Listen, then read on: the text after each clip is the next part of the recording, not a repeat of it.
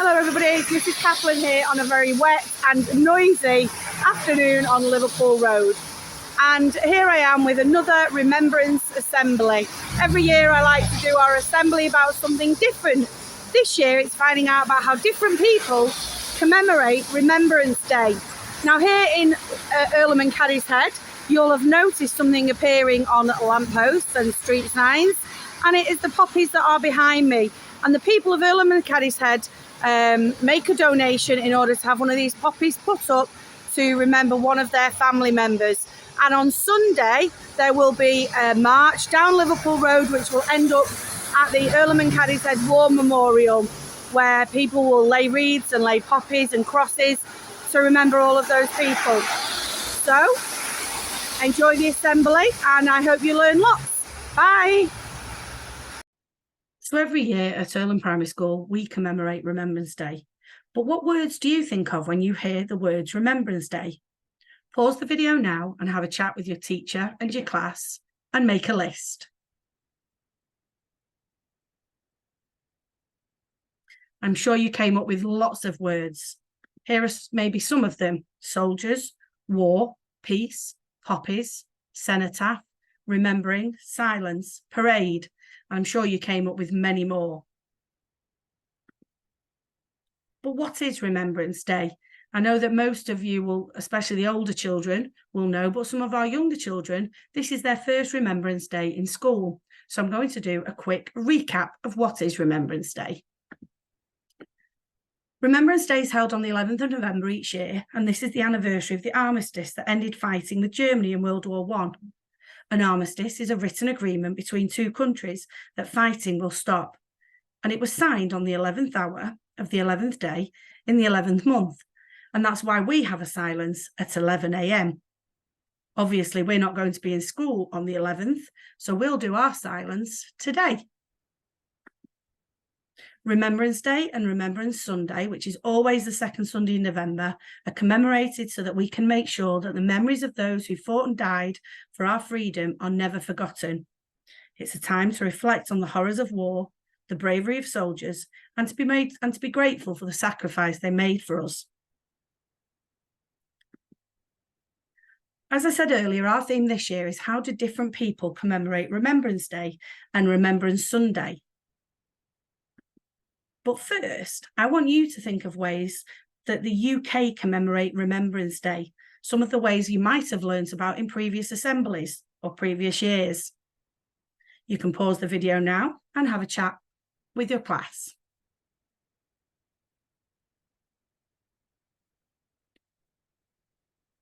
Hopefully you were able to come up with lots of ways. So let's have a look. Wearing of poppies. Every year, people wear poppies.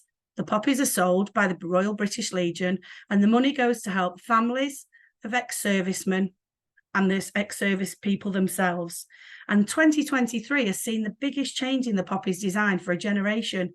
After more than 3 years in development, the Royal British Legion has produced a plastic-free poppy made entirely from paper that's completely recyclable at home. You might want to discuss with your class why that's a good thing. Scotland, the poppy is also used as a symbol of remembrance, but can you spot the difference between the Scottish poppy and the British poppy?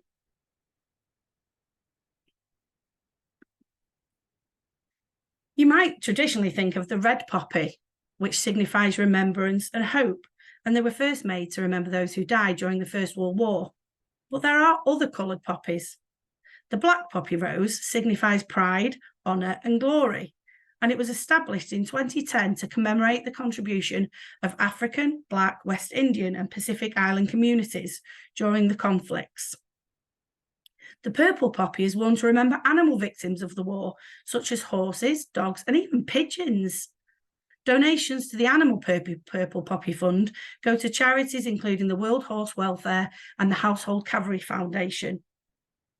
Another poppy that you might see is a white poppy, and these are worn to remember those who died in conflict and to show a commitment to peace. They are produced by the Peace Pledge Union, an organisation dedicated to promoting non-violence and encouraging people to find peaceful solutions to conflict. Another way that we commemorate Remembrance Day in the UK is through our ceremonies. These are held on the 11th, as well as on Remembrance Sunday. These include church services, marches, the laying of wreaths at cenotaphs and war memorials right across the country. Maybe some of you are taking part in the Earlham and Caddiswed one on Sunday. Across the country on the 11th of November at 11 a.m, the country will fall silent for 2 minutes. As I said earlier, you'll have done yours today, or you might be doing it later, depending on when you're watching this assembly. Another really good way of commemorating Remembrance Day is telling the stories of those people who've died in conflicts. My last few assemblies have focused on some of these people. Pictured here, Simon Annis, Richard William Lowe, and William Burchell, all who lost their lives during war, and all who are celebrated, their lives are celebrated on the Earlham and Caddiswed War Memorial. But have you ever thought what happens in other countries on Remembrance Day? So pictured here are 4 different countries. You've got France in the top left-hand corner, and in France, Remembrance Day is a day when a national holiday with shops and banks and businesses all closed. There are ceremonies, the laying of wreaths and military parades to remember the fallen. And although it's not as widely as worn as in the UK, in France, the Bleuet de France, or blue cornflower, serves as a symbol of remembrance, raising money for veterans and their families. In Poland, they commemorate Remembrance Day, and it's called Independence Day, because this is the day that they received independence. And again, they have parades and ceremonies, and it's a public holiday, and they have church services, just like the UK. Meanwhile, Veterans Day in the US is a national holiday and has been commemorated since 1926. In 1954, it changed its name from Armistice Day to Veterans Day after a petition urged everybody to change it because they wanted to remember everybody who died in other wars. The bottom right shows Anzac Day, which is celebrated or commemorated in Australia. As well as commemorating on the 11th of November, Australians have a day of the 25th of April, where again, wreaths are laid and ceremonies are held.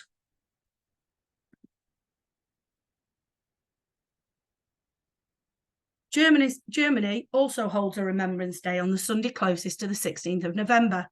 This day is called Volkstrauertag and is the National Day of Mourning. And the day is designed to remember those killed in the First World War. It's also known as Silent Day, with music and dancing events banned in some states. And again, like France, they don't use the poppy as their flower of remembrance. They use the forget-me-not.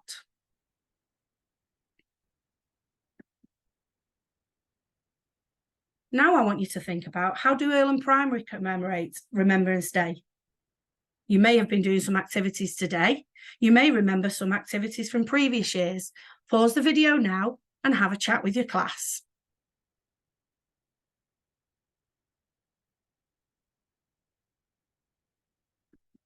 Well, the fact that we're doing this assembly means we commemorate Remembrance Day through assemblies. The fact that some of you will be wearing Scout and Brownie uniforms, that's also commemorating Remembrance Day. And here are a few photos to show some of the other activities that we do.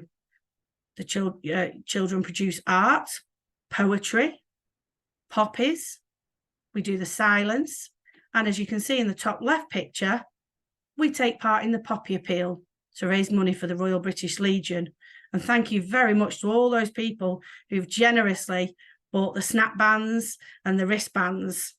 Every penny you've brought in will go to help injured soldiers and their families. Now, not everybody in Earlham Primary School commemorates Remembrance Day in the same way. I want to tell you about somebody who commemorates Remembrance Day in a very unique and special way. I want to talk to you today about Mrs. Power. Mrs. Power commemorates Remembrance Day in a really unusual way. And she was very kind to let me interview her so she could tell you all about it.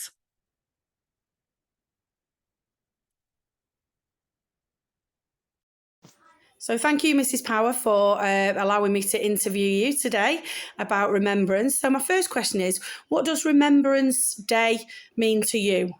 So Remembrance Day for me is about remembering all of the soldiers who have served, and some of them who have given the ultimate sacrifice, which means they sadly have died at war.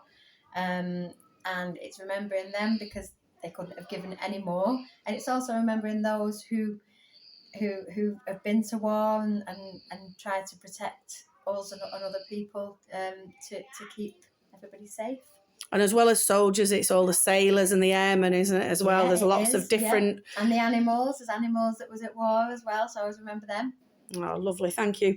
Why do you commemorate? Why do you celebrate and commemorate Remembrance Day? Remembrance Day is something that I've always done. I remember from being a little girl, always very important in my family. My granddad was serving in the war, so I remember that, and luckily he did survive. But then I've always attended Remembrance Days. My sister was big into Army Cadets, so I used to always go with her and my family. And my husband now is a veteran, which means he used to serve in the army, and it's very, very important to him. So we do things now part of him. So there's lots of people that I know as well who have had members of their family that have served. Thank you. And how do you commemorate? I know you do something quite different to most people. I do, yeah. So obviously on Remembrance Sunday, I attend a cenotaph and attend a service. But I also attend something called Ride to the Wall on my motorbike. It was the first time I did it this year on my motorbike. I've always done it on my husband's for years and years, which was going to the National Memorial Arboretum in Derbyshire with thousands and thousands and thousands of other motorbike riders. Some people who even come from across the waters from Belgium and Germany and other places. And we all ride to the National Arboretum to remember our fallen. We also, this weekend, some of you may see coming up, is something called a Ring of Red. And it's people going to services. It's Birchwood services, and everybody wears red t-shirts on the motorbikes, and then we go onto the motorway, and because of our motorways make a big ring, the ring of the red, everybody wearing red, will make like a poppy if you looked at it from above. And that's something that we're going to be doing this weekend. And I know there's thousands of people that's going to be doing that. It's the 10th year anniversary of doing that this weekend. So. Oh, that sounds wonderful. So people could look out for that. Maybe it's be on the news. It will be on the news. And following this, I'm going to show some pictures that you very kindly sent and videos from your Ride to the Wall. Yeah. Oh, well, thank you very much for sharing your thoughts, Mrs. Power. And thank you very much. Thank you. So here are a few photographs from Mrs. Power's Ride to the Wall. You can see she's there with her husband and her sister, and you can see how many bikes there are. She said it's amazing, like she said, when it's there, the number of people who are there, and even a flyby from a plane. And if this works, we should be able to see Mrs. Power arriving at the event on her own bike for the very first time.